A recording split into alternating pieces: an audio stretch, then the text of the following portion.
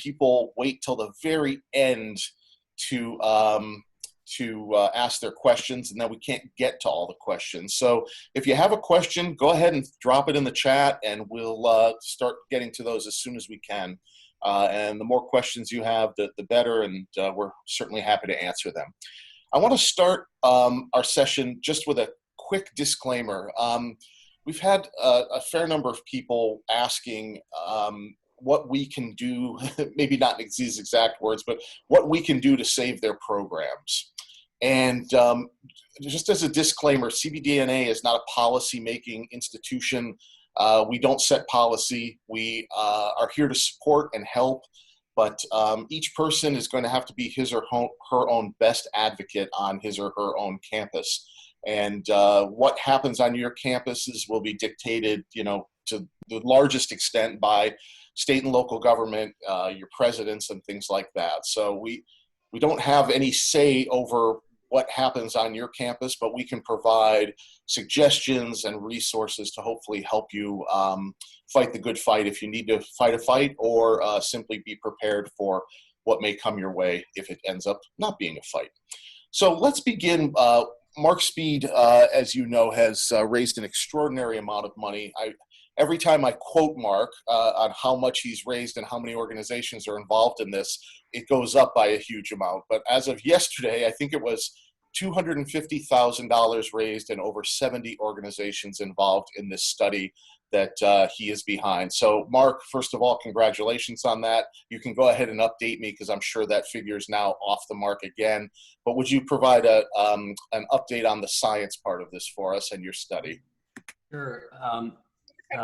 Those of you that don't know, this effort started on April 25th when I sent an email out to some music organizations, and it's really grown. We've got somebody's phone on there, yeah. Okay, so we are now at over 85 music organizations as part of this coalition.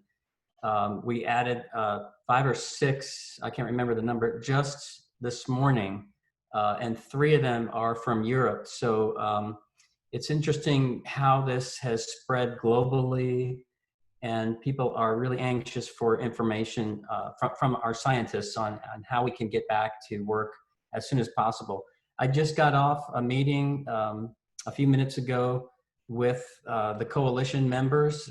Emily was there representing the Big Ten Band Directors Association, and there's probably another couple here. Serena, I think, were you in that last meeting? Yeah, so there were some people in that last meeting, and I feel terrible that I'm giving the same spiel every time I get in any meeting, but the study is looking at aerosol production in musicians, wind instrument playing, and vocal singing, and we're going to be looking at the volume of aerosols that are produced on each musical activity in isolation, and using some mitigation strategies through that process to see if we can cut down on the number of aerosol.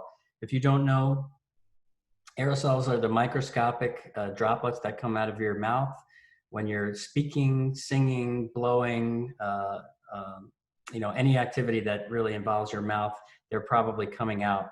So we think that these droplets are carrying the coronavirus, and that's why there was mass infections on a number of choirs, over 80% infection rates, which we really haven't seen before in the history of pathogens.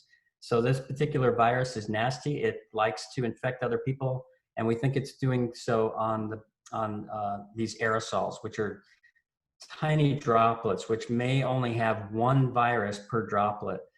We're going to leave the science of the virus to other people, but in the music study, we're just looking at the volume of aerosols and what we can do to cut that down so that we can know what the risks are as we move back to hopefully normal music activity, and get that risk down as low as we can. And as we've been saying, anything that you do as a human being carries some risk. All of us sitting here at our desks right now are at some risk. An airplane could crash into the top of our house and kill us. So there's no zero risk. There's no such thing. But we want to make sure that we can get the risk down to whatever is an acceptable level for you and your institution in your state, in your country. So I think that's enough. People have heard me speak about that enough. If you have any questions about any of that, just do let me know and I'll be happy to address those. Do we want to use the chat for that, Robert, or should we open it up for people to chime in vocally? Either is fine. If you want to type it in the chat, we'll see it and we'll bump it over to Mark. Mark will see it too. Or we're at a small enough number here. There's just 51 of us. Feel free to cue your mic and go ahead and just ask the question. If you do that, just identify yourself by name before you speak. One thing, Mark, I'm sure everybody wants to know is timeline. Can you maybe just quickly speak to that for us? Yeah, in the last 24 hours, we've had some bad news about the timeline, and it really has to do with institutional control. So probably on your campus, I know this is true on mine, Monday was sort of a essential personnel only back to campus, and June 15th will be phase 2. And it's sort of gradually opening up. Well, this is true at the University of Colorado Boulder and also at the University of Maryland, where the 2 studies are taking place. So Shelley Miller, who's doing the study in Boulder, thought she was going to be able to get into her lab last week to start prepping, but she couldn't get in until this Monday. And her university is making her jump through a lot of hoops to get the study going. So we're a little behind already. I mean, when I say behind, the fact that this effort started on April 25th and we're almost ready to go into a lab and start testing is really light speed, faster than light speed for science. But we are going to continue to keep our foot on the accelerator for our scientists. They know how important this is, but we're probably looking at mid-July now before we get our preliminary results, which is unfortunate. We were hoping for July 1, but anyway, we're doing the best we can to move this thing along. It's just, bureaucracy and universities, things don't move quickly. I think that's a relative term, Mark. You've moved extremely quickly here for all of us. And, it sounds a little cliche, but I think the whole world is watching here. So, whenever we can get that data, that would be wonderful. Does anyone have any questions for Mark? I'll just leave the room silent for 10 or 20 seconds. And if you have something to ask him, go ahead and just uncue your mic and go right ahead.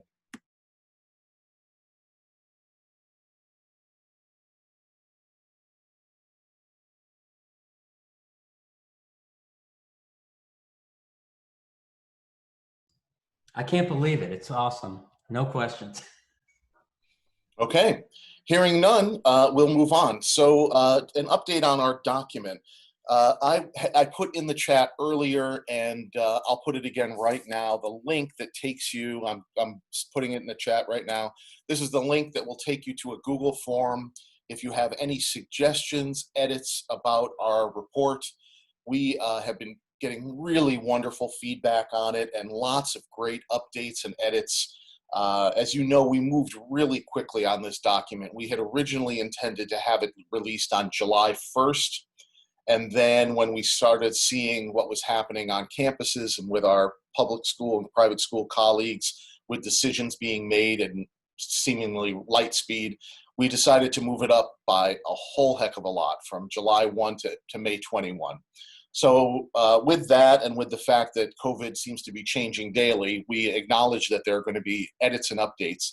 So we've received some wonderful feedback, primarily through that form, but also through email and other ways. And we are just about to embark on our first update. So I would hope within the next 10 days, we'll have version 2.0 ready to go. And I'm getting my mind wrapped around how we're going to communicate where the edits were, so you don't have to reread the entire document if you've already read it. And I think that'll take the place of just an appendix or a separate document that just says, these are the things that were added or changed to the document. So we take every comment we get seriously, and we're happy to hear anything that you have to say in that regard. Are there any questions at this point about our document, about anything related to COVID-19 in large ensembles?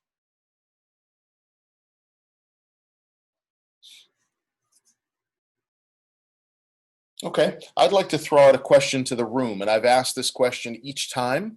There are a couple of places where I and the committee would like the document to be a little bit more robust. And one of those places is on ideas for recruitment and retention. We're finding most of us in our own schools, when I say most of us, I mean the committee, in our own schools are facing situations where students may want to take a gap year and say, well, music it can't be done online. And if it's going to be done online, I'm just going to take a year and work and make some money. And from my line of thinking, that may be as destructive as anything that's happening with the finances of institutions right now. If we don't have students coming back, we may find ourselves in an even bigger world of hurt. So apologies if you've been in the room before and you're hearing this question for the second or third time, but for the new people, any ideas about recruitment or retention that you've discovered that you'd like to share that we could work into the next revision of the document?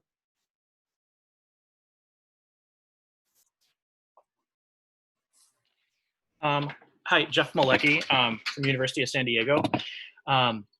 I had a previous program that we called pre-college where current high school students could play with our ensemble. If we were playing 4 tunes, they maybe would play 1 and they just came once a week to rehearse. And initially, my choir colleague and I said, well, next year that's going to be out for sure because we don't want to deal with the liability. But we're actually looking at that again since high schools may be, their hands may be tied differently and they may not have access to that ensemble experience. So we may be able to get more high school students to our campus. And I think in turn that would end up kind of long-term being a interesting recruiting strategy. I think they would appreciate that if we could give it to them. Thank you so much for that. How did you convince your administration that would be an okay idea?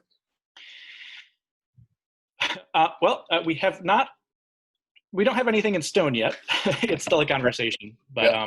But usually our administration is pretty open-minded. If we are back and have some kind of a in-person ensemble experience, then I think we would be able to probably move forward with it.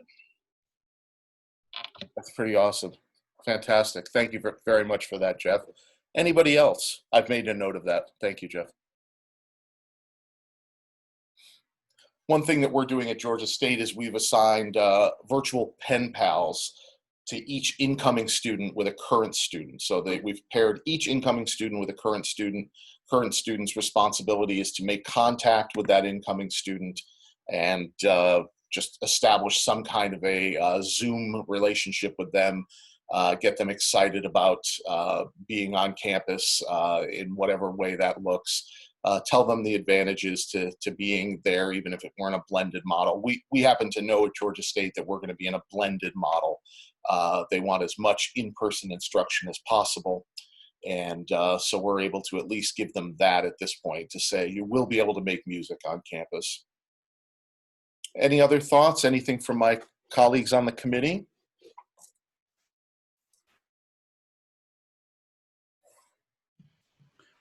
This is Jason Kasler at Arizona State. We're in an odd situation because our president has not told us what the fall is going to look like. As of now, we're all in person, which we all know is highly unlikely, but I'm sure there's reasons behind that. But since we met yesterday, I had a couple of cool meetings in terms of what I hope to do if we're in a hybrid. I had a meeting with a music therapist at the Banner Children's Hospital here in the Valley, and also a music therapist over at Avient Hospice. And the idea behind this would be that our students would, probably using chamber-sized ensembles, would create arrangements of pieces, of songs, lullabies, whatever. I mean, copyright will be dealt with as appropriate, but the idea would be giving our students something performative, even if it has to be recorded using, at home and mashed together after, but at least giving them something to look forward to and create some musical content that they could share with people well outside of our normal community. So just trying to think of hybrid things that are performative, that when students see that, they would be inclined to stay enrolled. Thanks so much for that, Jason. Wonderful. Other thoughts, comments? I've heard a tip recently. It's my current favorite, is to think of the social media space as not a thing but a place. And so when you share that video, that music that you create, it goes online, it goes onto Facebook. The students are gathering there like it's a place. We're gathered here in Zoom as if it is a room. They call it a Zoom room. If you think of it like a place, then all you got to do is go to the place. And going to Facebook is a lot easier than getting in your car and driving to the high school. Thank you, Tyson. Tyson, you've headed up a whole bunch of meetings on this. What haven't we thought about what do you know that we don't know? In terms of straight up recruiting? Anything, but sure. Yeah, so I'm hosting this Zoom coffee club meeting, I'm calling it, Tuesdays and Saturdays at 9 o'clock Pacific, 12 o'clock Eastern.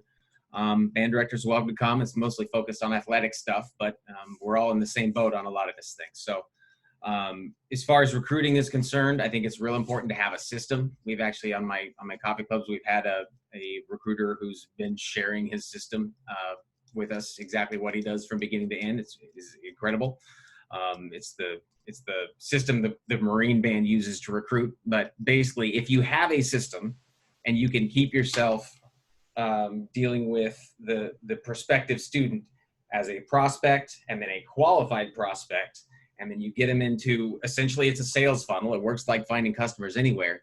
But if your system is set up to serve the student and bring them into the band with some awareness of your culture and the way things are around here on day one, and then on the way out of your program, eventually, when they're going to grow up and be business owners and say good things about band and donate money, then your recruiting funnel keeps going for the lifetime of the program and the lifetime of that student. And it feeds the culture beautifully, beginning on the front end and back end. But it's hard to maintain anything that long without a real system in place and people in charge of that system, by the way, that aren't you.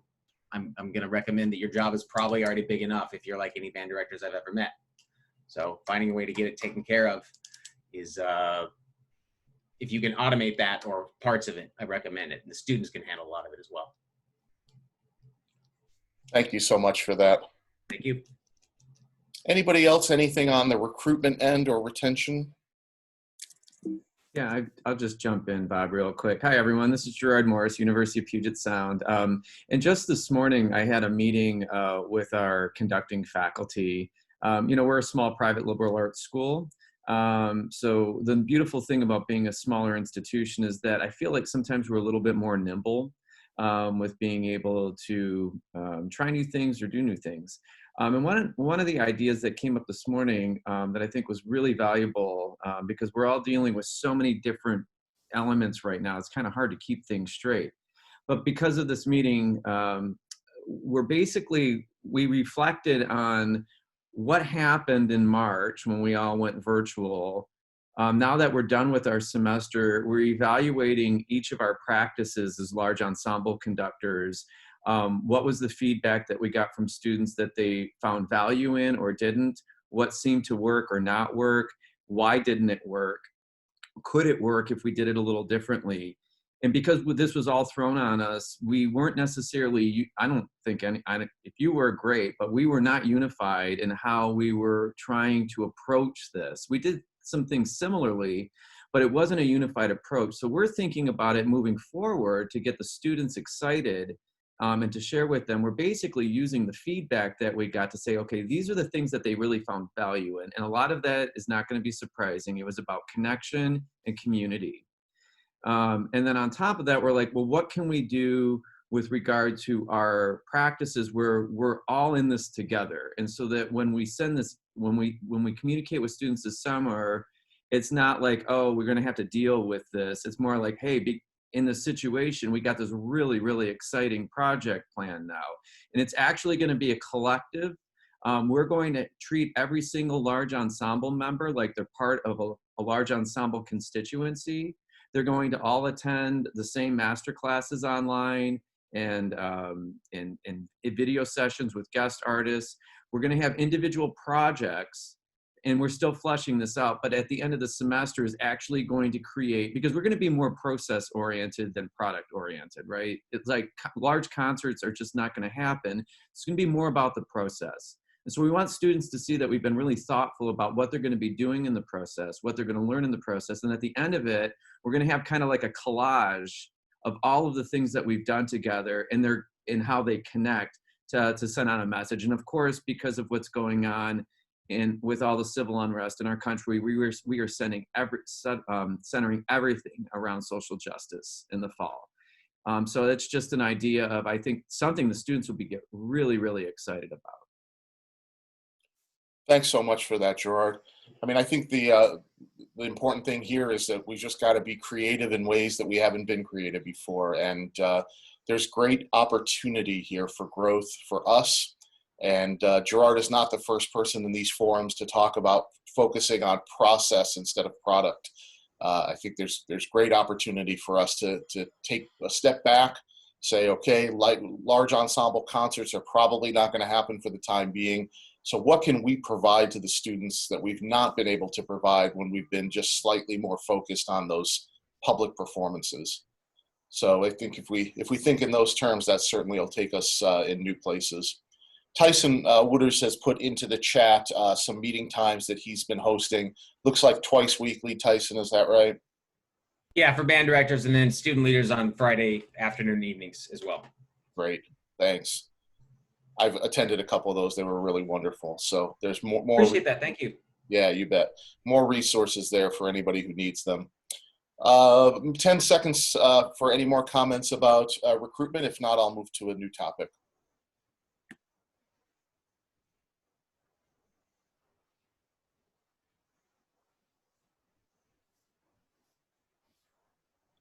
Hello, Will Kinney at Northern Arizona University. I've got a question about what might be the best live platform other than Zoom to reach new students, our incoming freshman class. I know that some have used Instagram Live, and I didn't know if anyone had any experience that or recommendations for which platform might be the most effective to reach those students and make an announcement. Thank you. Hi, Will. Thanks for that question. I'll let others answer. I personally have always used Zoom, and it's worked great. I haven't yet run into somebody who said, I don't have a Zoom account or I don't know how to do that. But there are lots of platforms. So let's hear from the room. Other ideas? Robert, this is Mark Speed, Clemson. Our social media team does a great job recruiting, and then they've identified what demographics use the different platforms on social media. And Instagram is by far our best recruiting platform for incoming high school students. So we do a lot of Instagram live sessions, and we usually have one every week on a Saturday, and we'll highlight different different things. One week, I think our drum major, did one, and then we had a Q&A with our drumline captains, and then I think we have one with myself and my assistant director coming up soon. So each Saturday at the same time, we'll do those live Instagram sessions, and it's mind-boggling. I mean, granted, I'm at a larger institution with a lot of fame for our football program and all that, but we'll have we'll start out with 100, 200, and the number will just keep climbing until we're over 1,000 people watching on a live Instagram thing. So I would encourage you to look at Instagram. You have to build a following, obviously, on that platform ahead of time, but it's really amazing how those things grow exponentially so quickly while you're watching in real time. Thank you, Mark. Yeah, anybody else to add to Will's question? We have a great relationship with our social media team here. Mark, how did you come up with that day and time? Was that scientific, or just you chose Saturday because you thought that's when they would be available? Yeah, Clemson has a really fantastic part of their business college that does social media. And they really provided us with a lot of the data behind all of this. And they looked at everything that we posted on Facebook, Twitter, and Instagram and Snapchat. And they gave us optimal times for each platform and when we should be releasing things. And that was one of the things that came out of their analysis of what we were doing. And it seems to be working. Saturday is a good day.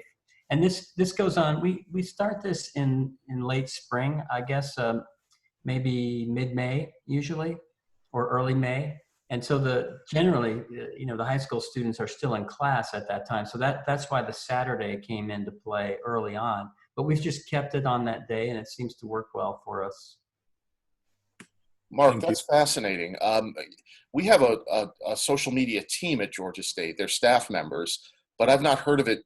This is actually like a department through your business school? Yeah, we have a new building on campus, and it's a high-tech building, and they house this social media team, and it really developed out of the football program's social media team, which, if you back up like 8 to 10 years, was far and away the best at what they were doing.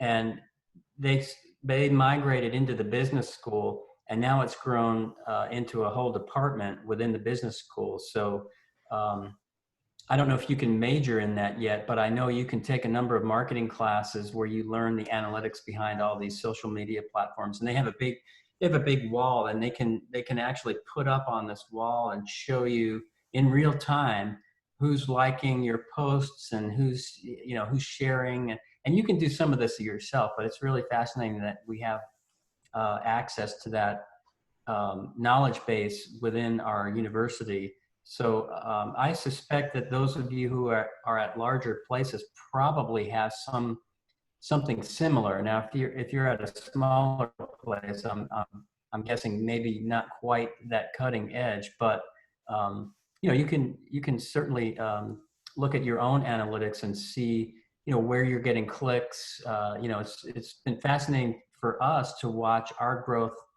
nationwide over the last number of years, totally due to our football program. But whereas 6 years ago, 90% of our hits were coming from within state. Now 30% come from out of state. So we've watched our own brand grow as the football program has grown. Thank you for sharing that, Mark.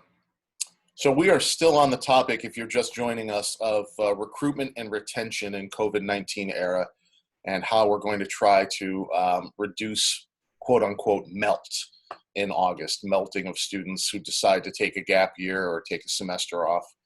I'll leave the mic open for another 10 seconds on that, and if there's nothing more, we'll move to another topic. But anything left on recruitment retention?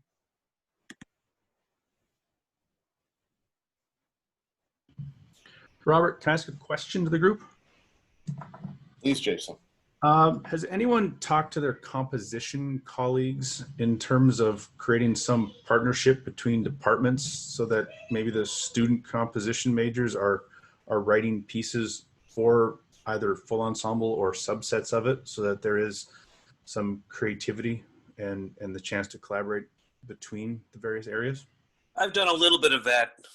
This Evan Feldman at UNC Chapel Hill. So one of the things we're going to be doing with our wind ensemble in the fall is a collaboration between our composition studio, the wind ensemble, and the animation studio at NC State. So 10 miles down the road or so.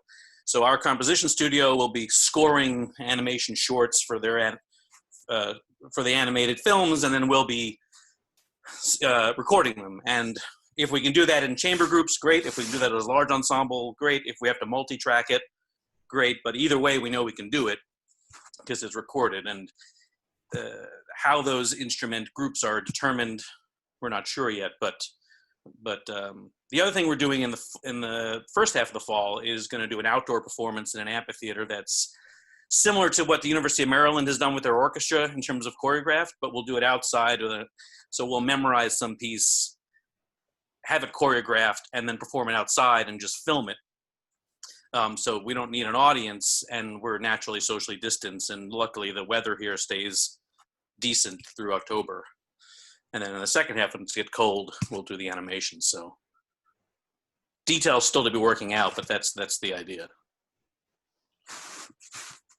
Thank you, Evan, and thanks for bringing up this idea of memorization. Cynthia Johnston-Turner mentioned to me, she's at the University of Georgia, and one of the committee members mentioned to me after our meeting yesterday that we should talk about maybe this idea of having students do more memorization and using this as an opportunity for that, and maybe memorizing one piece on a concert as a way to develop that skill. So thanks for saying that, Evan. Evan, you're talking about an outdoor concert, and I'm sorry I stepped away for just a half a second. I had a little situation with my daughter, but you were talking about an outdoor concert, and one of those pieces was memorized?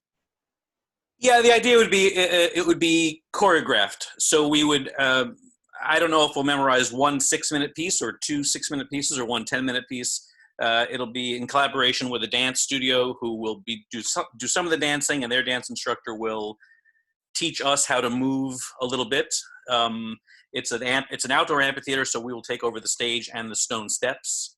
And it also allows us to possibly, meet sometimes outdoors. If the weather is not cooperating, we can just do movement rehearsals on Zoom, and everyone can just learn how to move a little more elegantly or move to the music, or just have music rehearsals in small chamber groups and things like that. That's the theory, at least. That's what we're planning for. We're still picking which repertoire to use, and we're not sure if it's also going to involve our non-major band. Whether there'll be two projects, whether we combine, we're not really sure, but we know, but we've got the space and the dance studio on board. Thanks, Evan. Can people feel free to contact you as a little later in the semester or later in the summer? Of course. Would you mind dropping your email into the chat for us? Oh, yeah, sure. Yeah, thanks so much. And then I know a couple of other of our colleagues who are involved in this idea of movement and memorization. Tim Robley at Shenandoah Conservatory, and is it Shanti Simon at University of Oklahoma as well. And Mark, you saw a demonstration of something Shanti did at a Southwest Divisional Conference, right? Yes. Could you speak to that? Yeah, she's really been working in this arena for a few years now. And let's see, Northwestern University theater person, and I can't think of his name now, but he's very well known in theater circles, and kind of got into, somebody can help me out as soon as I'm finished, but working with musicians later in his career to open up their physical presence as they're playing, to engage more with their audience. So, most of our ensembles are very stoic when we come out on stage and we're playing, and he encourages, ways of moving that connect more with the audience. And the extension of that was, if the players had their music memorized, that would free up their physicality more so that their eyes weren't glued on the page, and they could really, move the music stand away and get that sort of fourth wall barrier away. So Shanti has been doing some really interesting stuff on that, and she gave a great presentation, and part of her performance at the Southwest Division was a piece that was memorized by her ensemble, and it's really fascinating. Those of you who were in Kansas City for Steve Davis's performance of the Bernstein know a little. I mean, he really took it to an unbelievable level at that concert. But that's sort of not necessarily full costume, but the idea of memorizing and moving more and looking at the audience while you're playing. These are also things that I learned from my experience playing at Disney World when I was in college. The entertainment aspect of music that we tend to sort of forget about once we pick up a baton. But connecting with the audience is such a huge part of what the final performance is like. But obviously, we're looking more at the process right now. But when we do get back to performing, these are certainly things that are very fascinating, new directions that our medium is moving in. Thank you, Mark. Emily, you've dropped some comments into the chat. Would you mind just taking a second to expound on that a little bit for us? Same topic. Sure, thank you. Bud Beyer, of course, is a friend of the University of Minnesota and very close with Craig Kirchhoff, and had done a lot of workshops over the years Bud has passed away about 2 years ago. He does have a book out called Completing the Circle that basically challenges us as artists to kind of reframe or rethink about our performance sphere. Just like what Mark said, is kind of breaking down that fourth wall between the performers and the audience.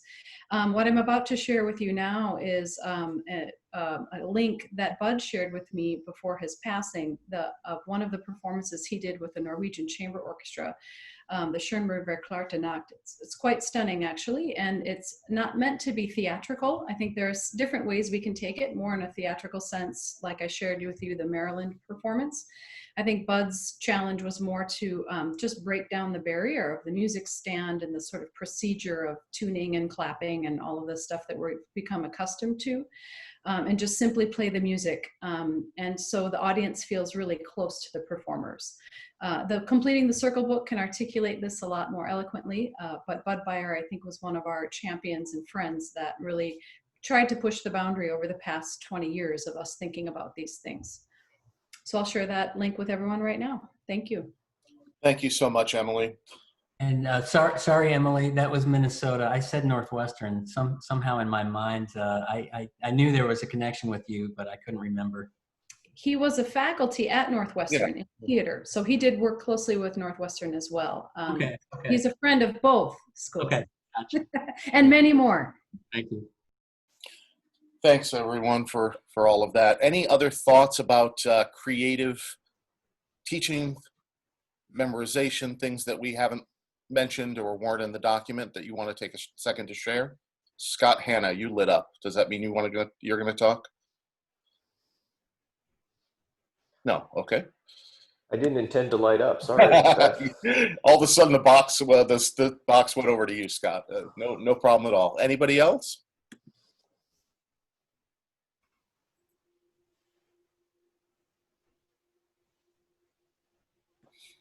Okay, no problem. Let's move on to another topic here. One of the parts of the document that we were hoping would be even more robust is the section on instruction and instructional ideas for non-music majors. Is there anyone in the room who has some ideas about good virtual assignments that would work specifically for non-music majors that we didn't put in the document?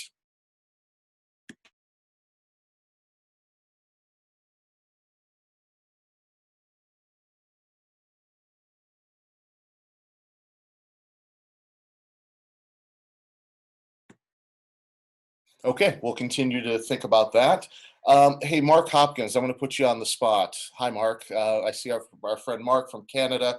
And one thing we're seeing is that ideas and trends differ vastly in different parts of the world. And being up in Canada, what are you seeing relative to COVID-19 and ensembles that maybe we're not here in the States? Anything new or different or unique up there, Mark? You're muted right now, Mark.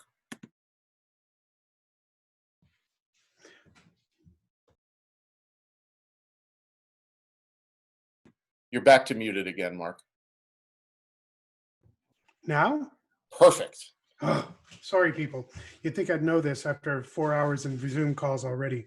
I don't think there's anything so much different. There has been a really terrific, and I'm sure you're experiencing it in all of your regions, where all of us who normally don't exchange ideas in this kind of forum, we're getting together, and there are basically about 40 of us across the country in Canada meeting and talking about these same challenges. We have it slightly differently than many areas in that there's just a patchwork going on across the country as to who's going back into fully online settings. And in my case, in my area, we're going back into a blend of online and physical distancing measures. So all of the things that CBDNA are laying out right now are really helpful to us. I don't think there's any big cultural difference at this point.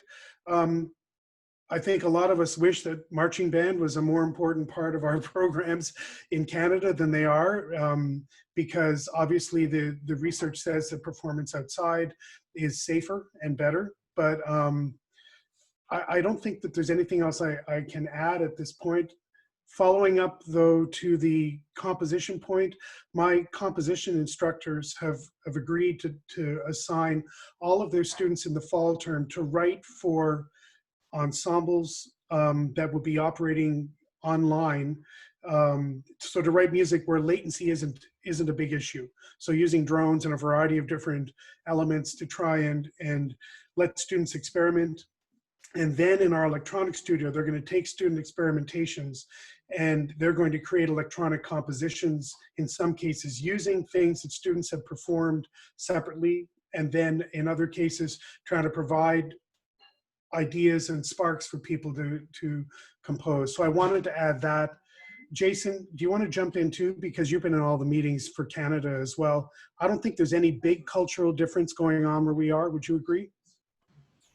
No, I would agree. We're all trying to figure out what we're going to do, mostly from a hybrid standpoint and trying not to freak out. Exactly.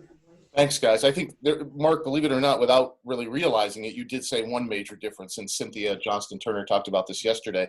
You used the expression physical distance, which it sounds like is being more widely used in Canada, where we're using social distancing. And Cindy was saying yesterday, we're not really socially distant. If anything, we're closer, but we're physically distant. It's a small point, and it's really one just of syntax, but I thought it was interesting how you just instinctively called it physical distancing when down here in the States we say social. I just want to say the CBDNA stuff has been the rock upon which all of us are thinking about what we're doing next. So thank you for everything you're doing, Robert. Well, thanks to the whole committee, and thank you, Mark, for saying that. It means a lot. Okay, on to a new topic. If I see any questions in the chat, we'll jump to those immediately, but I'm not seeing any.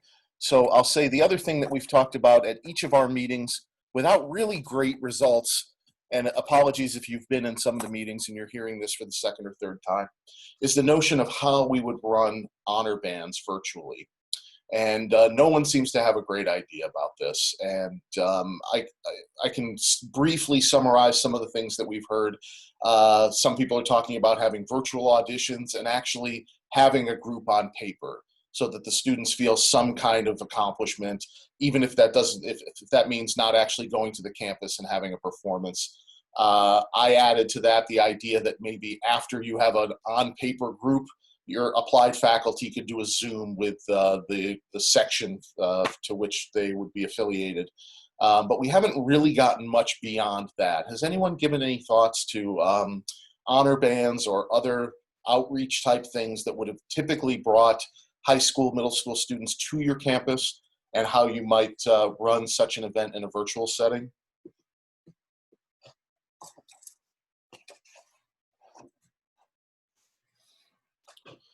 I know, it's a darn difficult one, and this is the usual response. If there was an easy response, we'd have heard it already probably, but for those of you who do run honor groups, we're going to keep thinking about this as a committee, and I'm personally committed to asking around until I can try to get some other kinds of thoughts on this.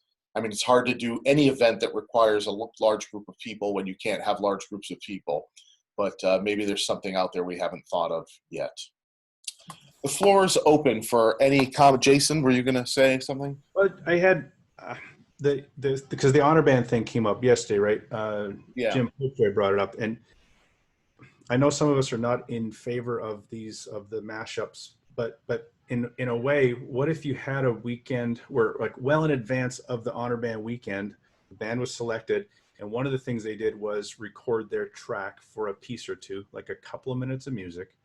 You'd have to have the right team in place to do all the production and make it all sound and look good.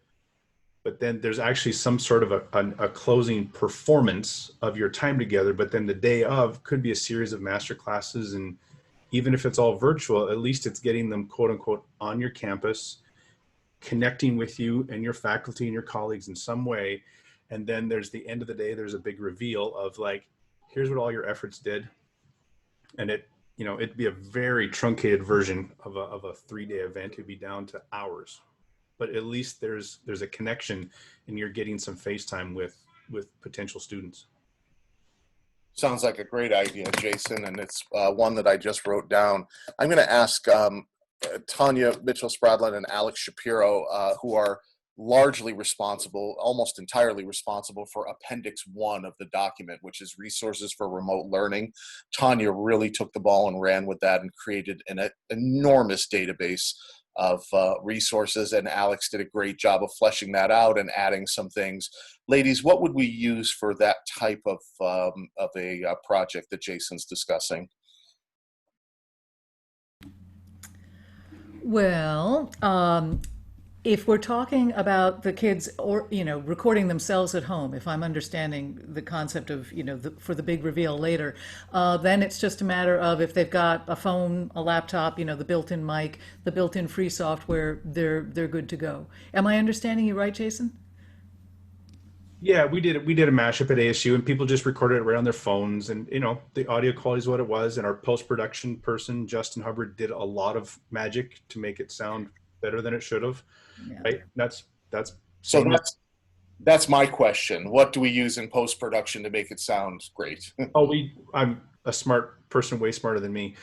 So Justin did it with using the Creative Cloud Audition suite, and went in, and because you get each student gets a track, so you can go in and balance each track and balance them against each other, and it's with the right expertise, you can do a lot of magic, just like we do in studios after recording sessions of albums.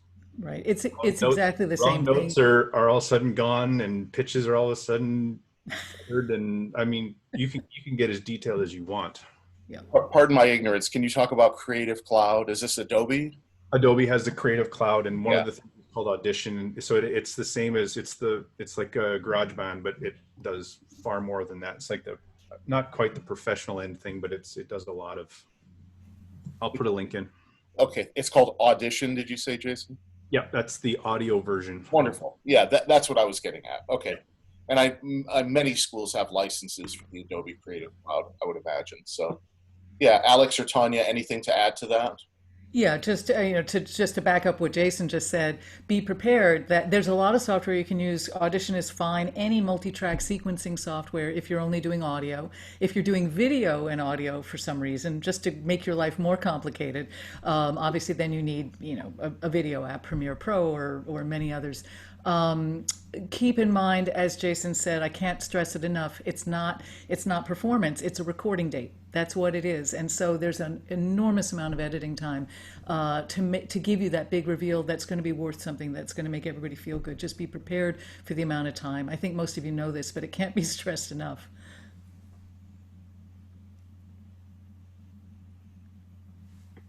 Thank you, Alex. Tanya, anything to add to that? Not particularly, but I would just reiterate the amount of editing time is quite significant, to the point where it's an excellent opportunity to reach out and collaborate with others who are on campus who do this for a living, or who do this for fun as a hobby, who might have the technology, who might have Pro Tools even, who can put something together at a very high level. So no, not much to add from what Alex and Jason said, but just a reminder that it could be a great opportunity to collaborate. We don't have to do everything ourselves. Thank you, Tanya. Will Keene has put into am I saying that right? Is it Keene or Kine, Will? I'm sorry. Kinney. Neither, thanks. Kenny, I'm so sorry, Will.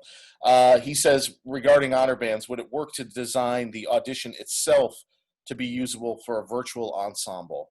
Has anyone seen a practical step-by-step guide for creating virtual ensembles? The floor is open to answer that.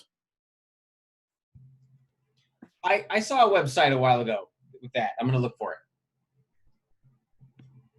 Thank you, Tyson. And Jeff Gershman asks, for those who have done this, is there a tipping point on the number of participants where it becomes unwieldy? Jason, you may be the only one on our committee who has experience with this. I can't remember, but Jeff, do you mean in terms of how many tracks for that to become? Hey, Jason, not just tracks, or just in thinking of an honor band thing, if you had 100 kids in an honor band and you're like, I would like this to be one collaborative effort, is that impossible? Is it better with 50? Is it better? So I know the amount of editing time is significant. I just don't know where it becomes a throw up your hands, I give up, this is way too many people kind of thing. I guess everyone would have their own threshold. It becomes again, it's no, I really compare it to a recording session. You could spend your entire life finessing and fine tuning. Like you can, if you haven't done any of this, it gets actually kind of scary what you can do. Like you can take a chord that is out of tune, like that people have played, and it can be made in tune. You can adjust a single note and move it down to get the third in tune, or you can move the fifth up. You can do this. You can isolate this much of a pitch and move it. And so there's I think for me there's an ethical line where there's some dishonesty that's happening. But I think, I mean, when we did ours, you know, even with the level of players we have, there were some parts of some things that people submitted that were so low in the final mix that nobody will ever hear them. Right? So it's a matter of what the experience is. And for me, the idea of the honor band is just at the end of the weekend, that's what they do, right? We build towards that moment. And if there's a chance for them to have this, like, here's what we did, even though they were one part of it, I think there could be a way to kind of wrap a day of events into something special. I don't know if this helps, but if you're just looking to make a Zoom-looking video that's just a bunch of squares, that's way less than trying to do some of the fancier ones that have motion that you need After Effects for, where you're panning between different screens and rotating, and just slapping them on is time consuming, but it's way less than doing animations with it, which some of the fancier ones do. Thanks, Evan. Thanks, Jason. Will, maybe you can reach out directly to Jason if you had some follow-up on that, unless you had a follow-up question now. Yeah, he's just down the road. No problem. Right. And Robert, I'm just going to jump in just to say, in terms of threshold, given Jeff's original question, which is a good one.